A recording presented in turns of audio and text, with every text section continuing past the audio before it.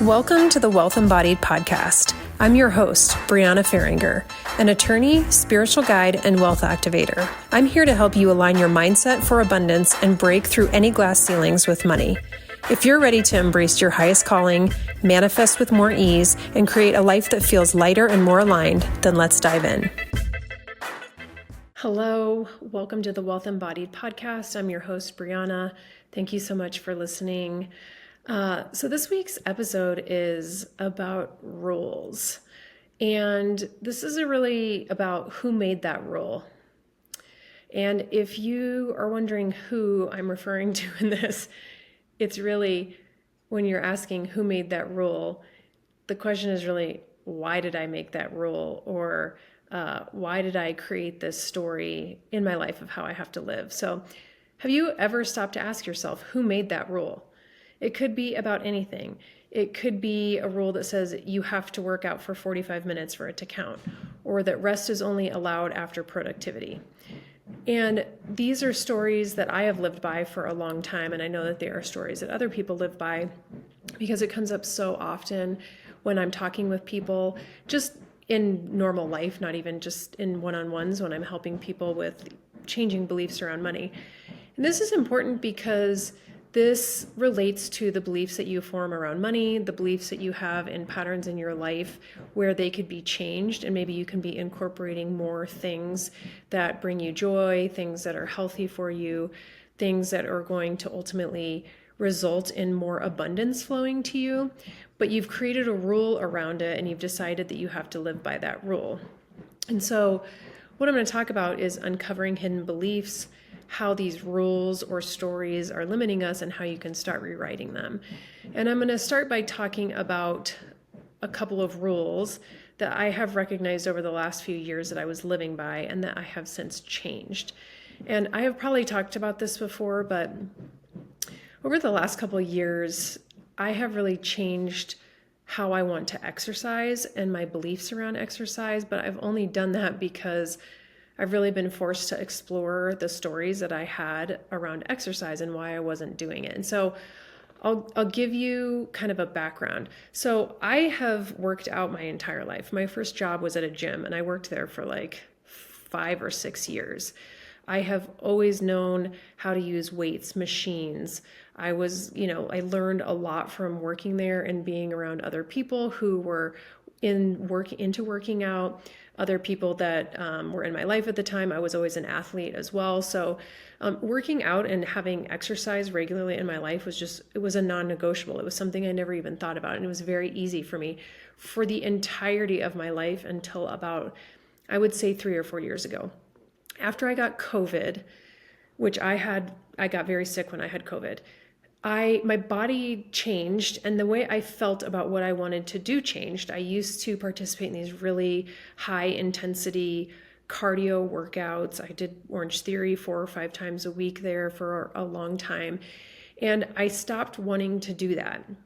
And what happened was I basically just stopped working out. I stopped moving my body. And it took me a long time to figure out why I was having such a hard time incorporating exercise into my life, because I was having a hard time finding things I liked. And I would say over the last year, it became very apparent to me that I was like, I really want to incorporate more exercise in my life. And by the way, I walk a lot with my dog. I'm walking at least 14, 15 miles a week. So I'm not just sitting around doing nothing, but I like exercise and I wanted to incorporate it in my life, but I was having a really hard time doing it. And every time I would try to tell myself I was going to do it, I wasn't doing it. It was so frustrating because it had been so easy for me for so many years. And I was in a group program last year in the fall over winter. And I brought this up in the program because this program is a very well-rounded program about all areas of life. And I brought this up, and there was a couple people that, raised some ways I could approach it. And the person who ran the program that I was in, she basically said, are there any stories that you have around this that you need to change? And I hadn't thought about that. So I had to really start to think, what were my stories around exercise? What were the rules I had created around exercise? And I realized that for me, I had this belief that if I wasn't working out for a certain amount of time, it wasn't even worth doing. Like if I couldn't set aside at least 30 to 45 minutes to do it, that it wasn't going to happen. But the thing was, when I thought about working out for 30 to 45 minutes, I didn't want to do it. I would do it if I went to a class, but I wouldn't do it if I went to the gym or if I tried at home. And I have lots of exercise equipment at home. I went crazy during COVID, and probably like everyone else. I have dumbbells, I have exercise bands, I have the whole P-Valve system, I have a treadmill, I have plenty of things I can do at home, and I have lots of free apps that have very good workouts on them. But I was struggling, and one of the things I realized, I was living by this rule that I had to do a minimum amount of time for it to be exercise. And I had to really explore that, and I have shifted it. I'm still working on shifting it, but like, for example, today I did a workout that was like 15 minutes, and I found it for free on TikTok. There's lots of really great workouts that I can do that don't have to be 30 to 45 minutes. But that was a belief I had. It was a rule I had. And I have had to really dig in and be like, okay, getting some amount of exercise, even if it's only 5 minutes, is better than me every single day feeling like I can't get 30 to 45 minutes in, so I'm not going to do it at all. Like if I did 5 minutes of exercise every single day, as opposed to doing 0 or just working out once a week, like 30 minutes, I would be better off. And so that's a rule that I had to work on shifting. And by the way, there are no rules. To the extent there are any rules, you have created them. Now, definitely we have rules in our society that's we have to live by. But in terms of how you live your life and what you decide to do, you get to decide that. And so this is really about, where have you created rules or beliefs that you have started living by that are not actually true, right? That's not a true story that you have to work out for 30 to 45 minutes for it to be exercise. That's just a story that I made up and decided that I had to live by. But when you can start to let go of a rule, you can get more freedom, consistency, and joy. So, I want to talk about a couple other examples of this so that you can maybe start to pinpoint in your life, where am I doing this? And so, the reason that we do this is our brain likes certainty and structure. So we create rules to make sense of the world around us and feel in control. That makes sense. But when you recognize that you have control over we do have control over a lot, but you have control over your thoughts, your belief, and your actions, and that's really it. And so if you have a rule or a thought or a belief, a pattern that you have developed, it's worth looking at it and saying, do I have to live by this, or can it be changed? And so some examples of rules that people are living by without realizing it is: work comes before play, money is hard to make, I need to struggle to deserve success, I can't rest until everything is done. These things aren't facts. They are just stories that we have either absorbed from other people, or we have subconsciously or consciously decided that we have to live by, and now it's written like we have to follow them, but you don't. One thing that came up recently around this, and it was one of the reasons I actually wanted to do this podcast episode, was I had a friend, she also has a podcast, and I don't recall how long her episodes are, but I believe they're at least an hour. And she said to me, one thing I've learned from your podcast is that it doesn't have to be a certain amount of time, because my podcasts are usually 20 to 25 minutes. I think I've done one that was like 14 or 15 minutes, and I've had a couple that are like 30 minutes. That is what feels aligned for me. So when I decided to do a podcast, I never even thought about doing an hour. I don't want to be talking for an hour, number one. Number two, when I listen to other people's podcasts, I only listen for about 15 to 20 minutes. I don't want to listen for an entire hour. There's a lot of podcasts I listen to that are an hour long. I usually listen to them over a couple days, because I just don't want to focus on something for that long, honestly. I don't have a hard time focusing, but when I am listening to content or absorbing content, I like to do it in smaller chunks. So when I decided I was going to do this podcast, I decided I am going to do it in the amount of time that feels aligned. I'm not going to say it has to be an hour. And she had basically said, I thought that my podcast had to be a certain amount of time, and now I know it doesn't. And so that's awesome. This is exactly what I'm talking about. This was a rule. This not even a rule. Nobody said podcasts have to be an hour. there's nothing out there that says that. Podcasts can be any amount of time that people want them to be. And so, I was happy to hear that she had that realization, because that probably takes a lot of pressure off. Like, just being able to talk for the amount of time that feels aligned for a topic is how I like to operate. And so that's a good example of a place where she was living by a rule that wasn't even really a rule. It was just something that she was deciding, this is true, and now I'm going to live by it. So, I want to give you a couple of things to reflect on, like maybe some journal prompts or questions that I have that you can think about. And it's, what do I believe I have to do to feel productive or worthy? That's one area that comes up in this space, is usually people believe there's a time component associated with something.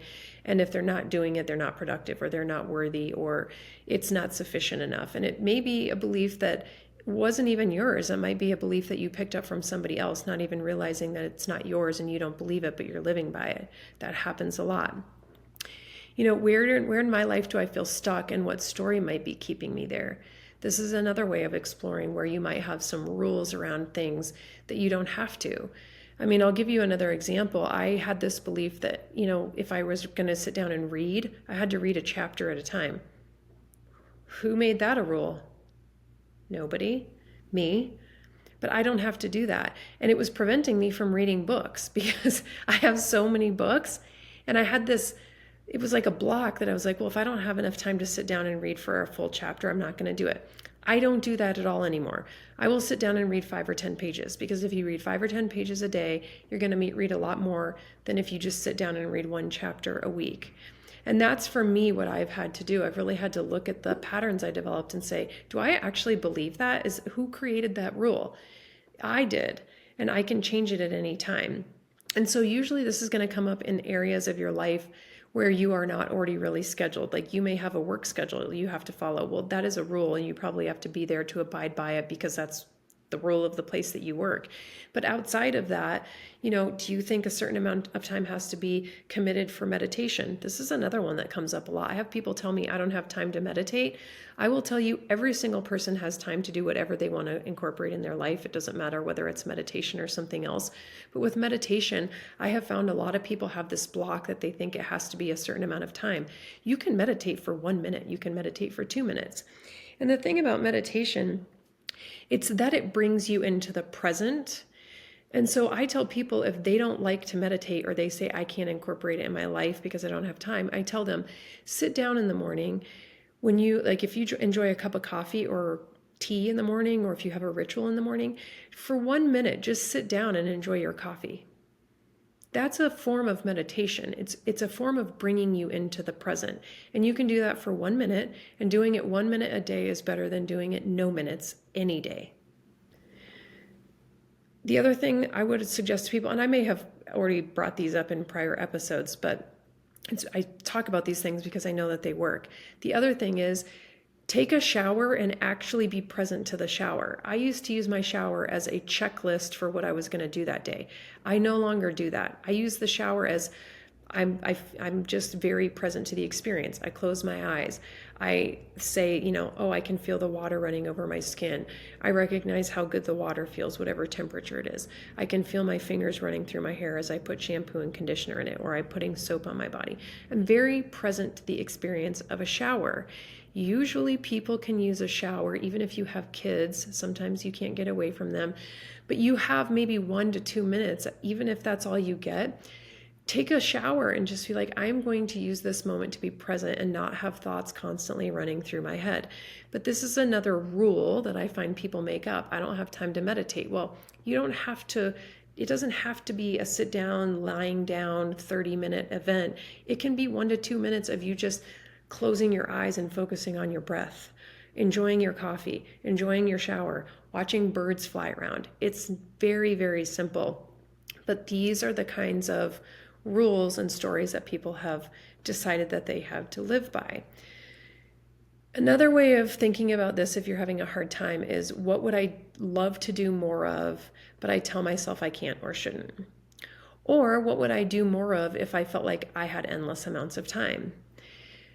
those can give you clues about what are the things that I'm not including in my life because of a time barrier, because of a rule that I've decided, I have to, it only counts if I do X, Y, and Z. And so, start reframing these beliefs from it has to look a certain way to what feels aligned today. If I can only exercise for 5 minutes, 5 minutes is better than nothing. The other day, I just randomly did like 50 squats in my living room because I didn't get to exercise that day, but I did something, right? I never would have done that before. But these are the kinds of easy shifts where if you can start to look at these rigid rules and replace them with flexible guidelines and anchor in an intention instead of an outcome, it's going to help you figure out what the rules are that you don't need to live by anymore and how to change them. So, to anchor to an intention instead of an outcome might be, I move my body to feel good as opposed to I have to burn calories. I mean, those are two very different ways of looking at things. And if you believe something has to be hard or it has to be a certain way, can you choose ease and see what happens? Can you choose the opposite and see what happens? Or can you take something that you've created a time limitation around and reduce it like I did with exercise or reading? So we get to decide how we live our lives, and you can change the story at any time. You don't have to live by these rules that you've lived by forever. Many of the rules that we live by are made up, and we have the power to change them.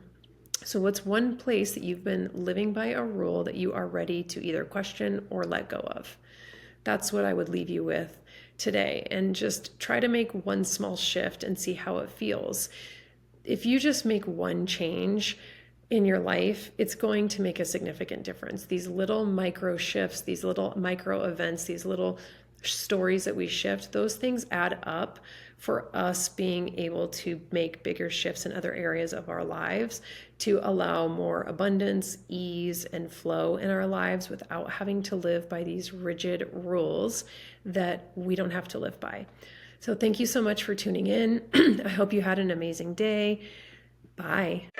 Hey, before you go, would you love to receive my 3-step masterclass to easily create and hold wealth for free?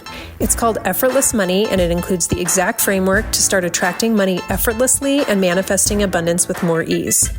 If you want it for free, all you have to do is leave an honest review of the Wealth Embodied podcast, take a screenshot of this episode and put it in your Instagram stories and tag me at Brianna_Faringer, and we will send you the free Effortless Money Masterclass.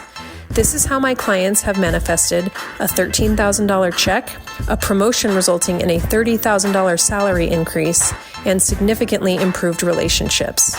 All right, guys, I hope you enjoyed this episode, and I'll see you next time on the Wealth Embodied podcast.